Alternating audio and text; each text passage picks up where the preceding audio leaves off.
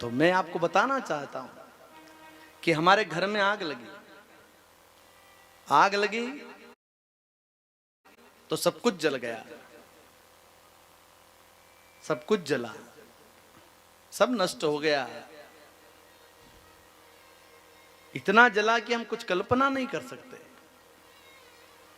हम सब घर से बाहर घर को देखें तो केवल काला दिखाई देता है साहब, है? धवल खत्म हो गया, सब कुछ जला। लेकिन आग में केवल भागवत जी नहीं जला।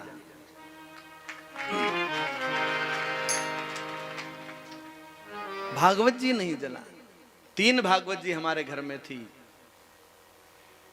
कई मेरे पूज्य पिताश्री से कई लोग परिचित हैं यहाँ। तो मेरे पिताजी भागवत करते, मेरे बड़े भाई साहब भागवत करते।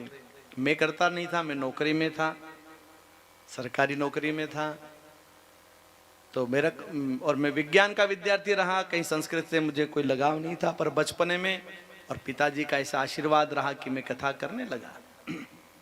तो मैं कथा करता नहीं था, तो मकान जला, 3 भागवत जी नहीं जली। तो मैंने सोचा कि पिताजी करते हैं इसलिए उनकी नहीं जली, भाई साहब करते हैं इसलिए उनकी नहीं जली, ये तीसरी क्यों नहीं जली?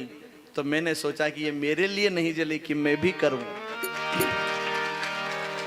और उसी दिन से नौकरी छोड़ दी साहब। और जब मैंने नौकरी छोड़ी ना तो परिवार के लोग बड़े नाराज हो गए। सीधा सप्ते अपने मालवा में कहीं करेगा,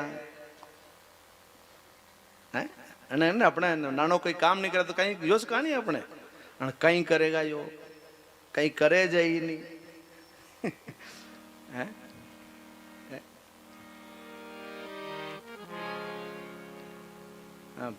मैं बहुत संघर्ष से मेरा समय निकला।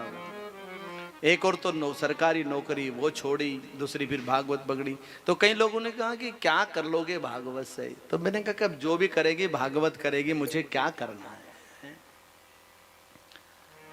हाँ, एक बार पिता पुत्री, बाप और बेटी एक नदी में जा रहे थे, नदी पार करना था। तो नदी में बाढ़ आई थी, पूर आई थी। तो पार करना था नदी और तेज बहाव था। तो बाप ने बेटी से कहा कि बेटा, हाँ तू मेरा हाथ पकड़ ले, अपन नदी पार हो जाएंगे। बेटी ने कहा पिताजी मैं हाथ ना पकड़ूं, आप हाथ पकड़ो। तो पिता ने कहा कि तू पकड़े मैं पकड़ूं, इसमें क्या, तू पकड़ ले या मैं पकड़ लूं, उसमें क्या फर्क पड़ेगा? बेटी ने कहा पिताजी मैं छोटी हूं और बहाव तेज है, मैं तुम्हारा हाथ पकड़ूं तो बहाव में हाथ छूट सकता है। तुम मेरे पिता हो, तुम मुझे नहीं छोड़ोगे।